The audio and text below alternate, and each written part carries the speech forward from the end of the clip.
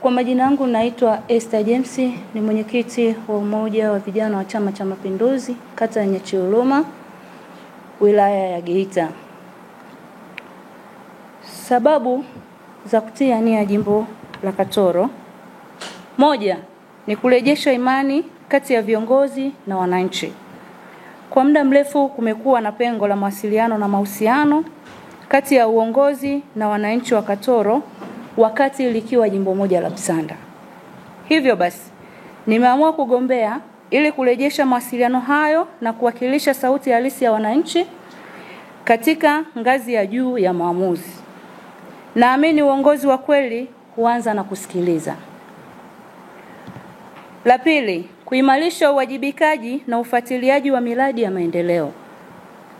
Kuna miradi ambayo haijatekelezwa kikamilifu na imesimamiwa kwa dhati, japo rais wetu ameleta miradi mingi wakati huo likiwa jimbo moja la Busanda. Nina dhamira ya dhati ya kuhakikisha kila mradi wa maendeleo unatekelezwa kwa uwazi, kwa wakati na kwa manufaa ya wananchi wote bila kubagua. La tatu, ni kutoa fursa kwa wanawake na vijana. Nataka kuwa sauti ya vijana na wanawake ambao kwa muda mrefu wamekuwa wakisahaulika katika nafasi za maendeleo mbalimbali. Nitapigania fursa hizo zaidi kwao katika elimu, ajira, ujasiriamali na ushiriki wa kisiasa. La nne, kuleta siasa zinazojenga. Kwa muda mrefu kabla jimbo hili halijagawanywa, kumekuwa na siasa za mahusiano yasiyo mazuri kati ya jamii. Hivyo basi, nimeona kuna muda mwafaka wa mimi kuwa sehemu ya kuyaondoa hayo. Ninatangaza nia kwa msingi wa heshima, hoja na kufuata misingi ya Chama cha Mapinduzi. Nahitaji kuwa sehemu ya kizazi kipya cha viongozi wanaojenga badala ya kubomoa. Lakini nafasi hii niliomba mwaka 2022, nikachaguliwa kuwa mwenyekiti wa umoja wa vijana wa Chama cha Mapinduzi kata hiyo ya Nyachiluma.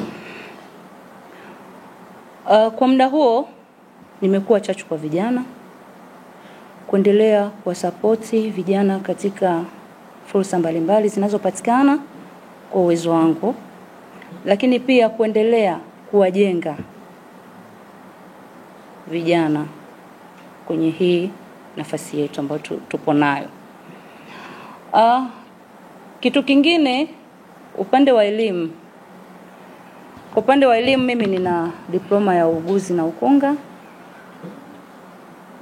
ambayo nimesoma katika chuo cha uuguzi na ukunga Somve, Mwanza. Mimi nashauri kwa vijana na wanawake ambao wamejipima wakajiona wanao uwezo wa kuomba hizi nafasi mbalimbali katika upande wa serikali, waombe. Kwa sisi wanawake na vijana ambao ni jinsia ya kike, wasisubiri tu viti maalum, bali wajipime katika nafasi mbalimbali.